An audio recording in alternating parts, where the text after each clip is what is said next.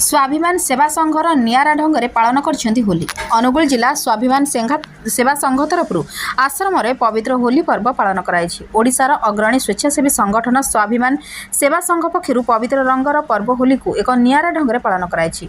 संगठन पक्षर नाल्को नगर निकटस्थ थिबा केदार गौरी आश्रम में रंगर पर्व होली को अति निराडंबर भाव पालन कराई। संगठन पक्षर अंतवासी समस्या संपर्क में आलोकपात करा।